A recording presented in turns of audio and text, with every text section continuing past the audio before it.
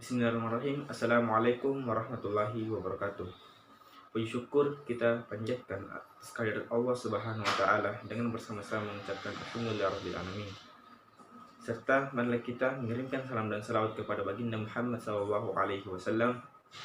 Allahumma shalli wa sallim wa barik alaihi. Saya Ahmad Sakim Samil dari kelas 11 1 akan membawakan sebuah kultum mengenai pandangan Islam tentang rasisme atau humanisme yang marak dibicarakan oleh orang-orang belakangan ini. Belakangan ini marak diberitakan seorang bernama George Floyd dari Amerika Serikat dibunuh oleh seorang petugas aparat kepolisian. Beberapa sumber mengatakan bahwasanya hal ini terjadi tidak lain karena adanya rasisme atau ada perbedaan ras di antara keduanya, di mana orang yang berkulit hitam akan diperlakukan khusus atau akan diberlakukan lebih keras daripada orang yang berkulit putih. Apa yang terjadi dengan dunia kita sekarang? Mengapa hal sepele seperti ini dijadikan permasalahan? Tidak perlu mencari masalah yang jauh dari kita. Di wilayah kita saja, di negara Indonesia, pada awal Ramadan tahun 2020, seorang ibu yang sedang mencari nafkah dengan berdagang makanan atau berdagang warteg pada saat itu dibentak dan dihina oleh beberapa warga di sekitarnya.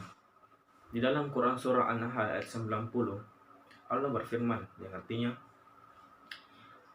sesungguhnya Allah telah menyuruh kepada kamu untuk berlaku adil dan menyuruhmu untuk berbuat kebajikan, dan Allah juga memerintahkan kepada kamu untuk membagikan kepada kaum kerabat, dan Allah juga melarangmu untuk berbuat hal yang keji dan menimbulkan permusuhan.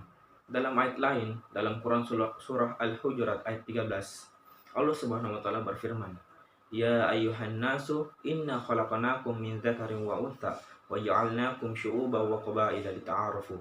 Inna akramakum 'indallahi atqakum innallaha 'alimun jabir. Yang artinya, sesungguhnya Allah menciptakan kamu dari seorang perempuan dan seorang laki-laki dan menjadikanmu berbangsa-bangsa dan bersuku-suku agar kamu saling mengenal. Sesungguhnya orang yang paling mulia di sisi Allah adalah orang yang paling bertakwa. Sesungguhnya Allah Maha mengetahui. Di ayat ini jelas dikatakan bahwasanya Allah Subhanahu wa taala menciptakan kita dengan berbagai bangsa dan berbagai suku. Hal itu tidak lain dan tidak bukan dilakukan agar kita saling mengenal satu sama lain, agar di antara kita terjadi keserasian dalam hidup sosial. Sayyidina Ali bin Abi Thalib pernah berkata kepada bawahannya, yaitu gubernur Mesir pada saat itu, Al-Ashtar Al-Nakhai, bahwa manusia yang ada di dunia ini itu ada dua jenis, yaitu saudaramu yang sama dalam agama dan juga saudaramu yang sama dalam penciptaan. Ucapan itu juga sering dinarasikan seperti ini. Semua kita adalah saudara dalam keimanan. Kita adalah bersaudara juga dalam kemanusiaan. Melihat konteks objek ucapan tersebut yang ditujukan kepada seorang gubernur, pastilah perkataan tersebut sangatlah penting. Mengapa? Karena pemerintah adalah orang yang sangat dicontoh oleh para masyarakatnya, orang yang menjadi panutan bagi masyarakatnya, sehingga Sayyidina Ali memberikan informasi ini kepada pemerintah agar pemerintah bisa berlaku adil dan berlaku jujur kepada semua masyarakat, sehingga masyarakatnya pula bisa berlaku adil dan berlaku jujur kepada masyarakat lainnya. Habib Ali telah menerangkan bahwa pada bagian tulisannya yang terdapat pada kitab Habib Al-Zainal Abidin bin Abdurrahman Al-Jufri, yaitu Al-Insaniyah Qabla Al-Tadayyum. Nah, statement ini bukanlah berarti keimanan atau keagamaan itu lebih belakang posisinya dibandingkan kemanusiaan. Tidak seperti itu.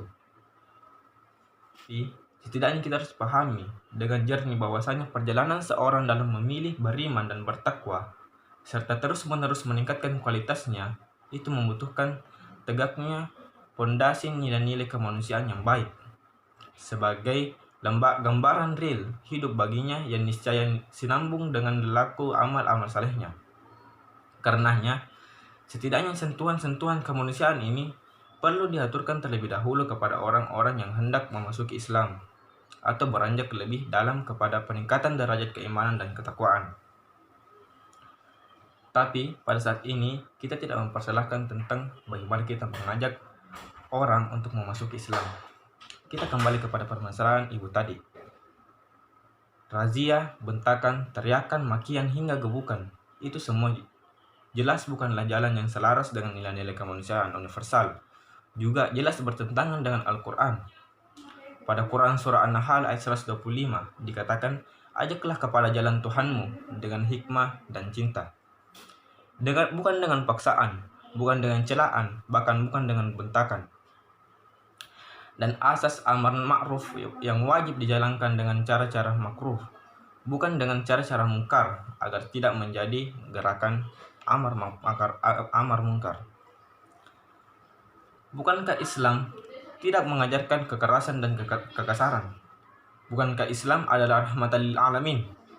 Bukankah Rasulullah SAW tidak melakukan makian-makian dan gebukan-gebukan seperti itu kepada mereka yang hidup di Madinah di bawah lindungannya, walau tidak seturut beriman kepada syiar Islam? Habib Ali menerangkan renungannya dengan ungkapan seperti ini. Kondisi orang-orang yang kehilangan prioritas-prioritas hak hidup dengan baik, kebebasan memilih dan memperoleh keadilan, tidak dapat menjadi jalan baginya dalam memahami keagungan hubungan dan hakikat tauhid yang murni. Dengan bahasa yang singkat ini, saya katakan bahwasanya marilah kita menolak yang namanya rasisme. Marilah kita menolak sikap ketidakadilan yang diberlakukan di dunia ini. Kita akan menciptakan sesuatu yang baik, memberikan suatu pilihan yang baik, dan bersikap baik pula kepada orang lain apabila kita mendapat suatu keadilan di dalam kehidupan kita. Untuk itu, hilangkanlah sikap-sikap merendahkan orang lain. Marilah kita mencoba untuk meningkatkan kualitas diri kita sendiri tanpa menurunkan kualitas orang lain. Mungkin hanya itu yang dapat saya sampaikan. Kurang lebihnya mohon dimaafkan. Tolak rasisme, marilah kita hidup damai. Wassalamualaikum warahmatullahi wabarakatuh.